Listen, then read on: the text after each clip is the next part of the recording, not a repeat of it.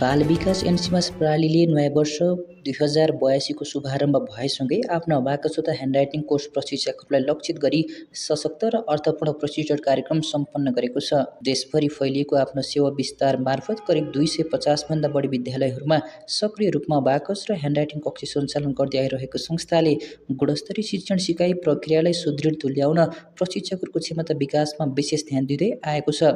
सोही उद्देश्यका साथ संस्थाले नयाँ सत्रको प्रारम्भमै प्रशिक्षण मार्फत प्रशिक्षकहरूलाई विद्यालयको कक्षा कोठामा कसरी शैक्षिक र मनोवैज्ञानिक रूपमा सकारात्मक वातावरण निर्माण गर्ने, बालबालिकालाई सिकाइप्रति आकर्षित गराउने र समग्रमा कोर्स प्रशिक्षकका रूपमा आफ्नो भूमिका प्रभावकारी बनाउनु पर्ने विविध पक्षहरूमा मार्गदर्शन प्रदान गरेको हो। त प्रशिक्षण कार्यक्रम विशेषतः 3 प्रमुख स्तम्भहरूमा केन्द्रित रहेको थियो।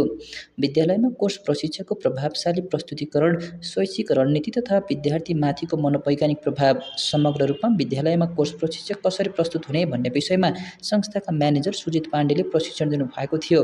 उहाँले वर्तमान शिक्षण प्रणालीमा प्रशिक्षकको भूमिकाबारे गहन विश्लेषण गर्दै व्यावहारिक दृष्टिकोणसहित प्रशिक्षण दिनुभएको थियो। त्यस्तै अबाकस कोअर्डिनेटर सिर्जना नेपालीले अबाकस कोर्ससँग सम्बन्धित सैद्धान्तिक र व्यावहारिक पक्षहरूबारे प्रशिक्षण दिँदै बालबालिकाको सामाजिक, भावनात्मक र मानसिक विकासमा अबाकस कक्षाको योगदानलाई प्रष्ट पार्नुभयो। ह्यान्डराइटिङ प्रशिक्षण संयोजक सविता गैरीले सुन्दर र प्रभावशाली लेखाइ शैली मार्फत बालबालिकाको आत्मविश्वास वृद्धि, एकाग्रता र अनुशासन विकासमा कसरी योगदान दिन सकिन्छ भन्ने विषयमा समर्पित प्रशिक्षण दिनुभएको थियो। प्रशिक्षणमा सहभागी प्रशिक्षकहरूले आफूले प्राप्त ज्ञान र अनुभवले भविष्यमा कक्षा सञ्चालनमा थप आत्मविश्वास र दक्षता हासिल गर्ने विश्वास व्यक्त गरेका छन्।